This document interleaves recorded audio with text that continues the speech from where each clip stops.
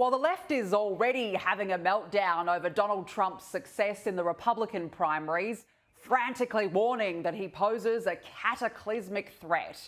Yet, despite a post-presidential impeachment trial, 4 ongoing criminal trials for 91 alleged felonies, Trump looks firmly in the box seat to become the Republican candidate, much to the delight of mainstream media. What would a second Donald Trump term look like? We're going to see violence, the likes of which we didn't even see on January 6th. Make it illegal to run against him, to throw his opponents in jail, to shut down the media. He will make himself into the Fuhrer, and he will make everybody raise their hand and salute him. Using martial law against the American people. Terminate the Constitution. To rewrite the Constitution. Create mass internment camps. None of us is safe. The other option, of course, is Joe Biden, an ageing man whose cognitive ability fails him. And Joan Shingang, I'm going to pronounce her, Shanga, $159 billion led. America is a nation that can be defined in a single word. I was going to put him. The idea that Los Angeles and what am I doing here? So will the US stick with the Democrats or back a man who openly tried to subvert US democracy? Joining me now is Sky News Washington correspondent Annalise Nielsen, former White House Chief of Staff Mick Mulvaney and Foreign Affairs expert Dr. Keith Suter. Thank you so much to the three of you for joining us this evening. Mick, we'll start with you. Can anyone now stop the 2024 Trump juggernaut? There's one person who could stop Donald Trump, and that is Donald Trump. I've always said the only person who could beat him is him. He beat himself in 2020, and he could still screw this up. There's no question. He could still.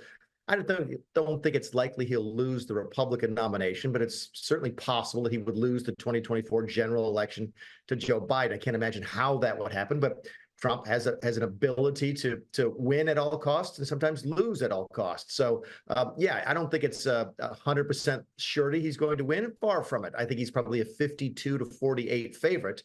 But if anybody beats Donald Trump, it will be himself. Annalise, you have been covering the primaries. Just how ironclad is Donald Trump's base, and how will that hold him in good stead as he tries to forge ahead to get that nomination?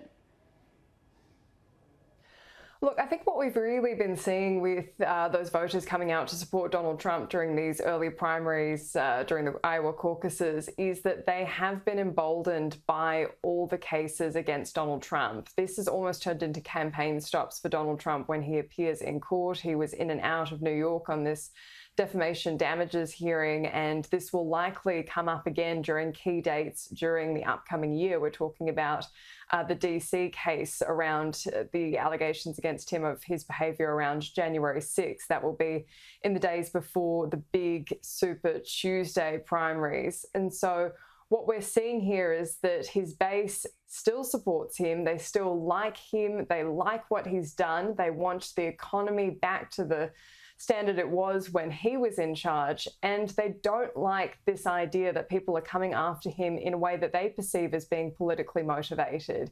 So very much the voters we were speaking to out in Iowa and New Hampshire who were very excited to go out and cast that ballot for Donald Trump, it was very much to push back against this idea that he was being forced out by the forces that want him out, and they haven't been excited by any of the other candidates either. They weren't excited by the Trump light options that were put forward, and as we saw in New Hampshire, they certainly weren't going to switch their vote to Nikki Haley.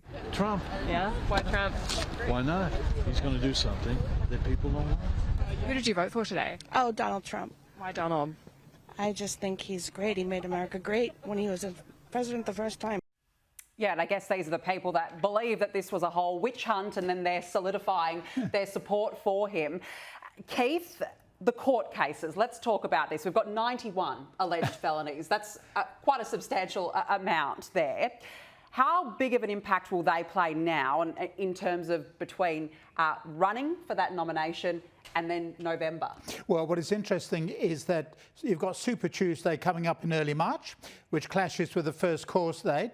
But the court decision won't be settled by then. So, in fact, I think he'll get the Republican nomination all sewn up well before the court cases get settled. Mick, how concerned should the Democrats be about Trump's latest victories in the primaries? Put aside the legal issues that we've just been talking about, does this send a warning to them that Donald Trump is in form and could come back? Sure. I think they'd much rather run against Donald Trump, however, than Nikki Haley or Ron DeSantis or anybody else for that matter. You're in an unusual situation, Danica, where the only Democrat that can really lose to Donald Trump is Joe Biden. And the only Republican that could lose to Joe Biden is Donald Trump. So are the Democrats excited to see Donald Trump on the other side of the ticket? Yes, they are. Again, I don't think they could beat Nikki Haley, but they also have to deal with the fact that they've getting ready to nominate Joe Biden. He is a very, very weakened candidate. But more than likely, it's going to be Donald Trump versus Joe Biden, which is the two candidates that both parties sort of fear could lose to the other side. Yeah, this is the interesting decision now for voters if it does end up being Joe Biden and Donald Trump. Annalise, are you holding firm for Joe Biden now to go all the way to November? Or what are the chances of a successor possibly coming up now? There is speculation that that will happen, and one of the interesting things is that we do have a block of time in between the Republican convention and the Democrat convention this year, so there is potential for some movement, but it would be highly extraordinary. At the same time, I think the Democrats would be looking at their options if it doesn't end up being Donald Trump to have that kind of maneuvering, but you have to remember the other option really is Kamala Harris. She should be the heir presumptive, but for the fact she polls terribly personally, and she isn't seen as being a strong person to kind of pick up that mantle if Joe Biden were to step aside. And so this is the difficulty for the Democrats, is if it's not Joe Biden, then who could it be, especially at this point? You've seen Gavin Newsom kind of stick his neck out a little bit, but it still would have to be something really out of the ordinary to pull a manoeuvre like that this late in the game. Look, we've been spending a lot of time speaking to voters actually here in Australia about what they might think about Donald Trump versus Joe Biden and what that would mean to Australia. This is what they said. Who's better for Australia, Donald Trump or Joe Biden? Neither. Do you think that Donald Trump should be allowed to run for US president again?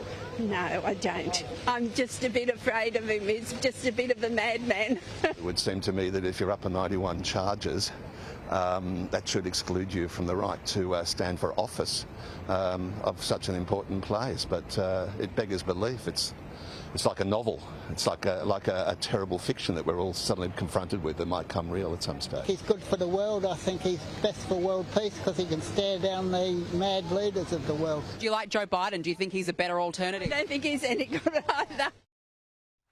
Well, even Australians don't like either. There was a bit of nervous laughter from all those people that I spoke to this week. I want to just ask you all three for your predictions. Annalise, starting with you, where do you see this heading between now and November? Will it be Trump v Biden?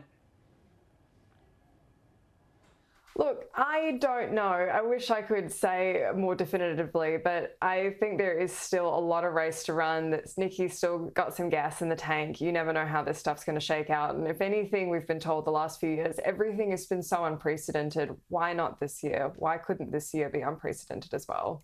Yeah, no doubt it's going to be unprecedented. Keith, your prediction? Probably a Biden victory, but you've got to bear in mind that the American elections are not settled by all the 330 million people there, but in certain key states. And in those key swing states like Pennsylvania, Trump is certainly polling well. So he may be able to pull off a second victory. All right, Mick, final word from you. Trump is way ahead in some of the swing states that often determine the outcome of our elections. I think if you had to guess tonight, you'd say that Trump would be the next president of the United States. What a fascinating year ahead we have got with this election. God, US politics is always very fascinating, isn't it? Mick Mulvaney, Keith Suter and Annalise Nielsen, thank you so much, the three of you, for joining us tonight.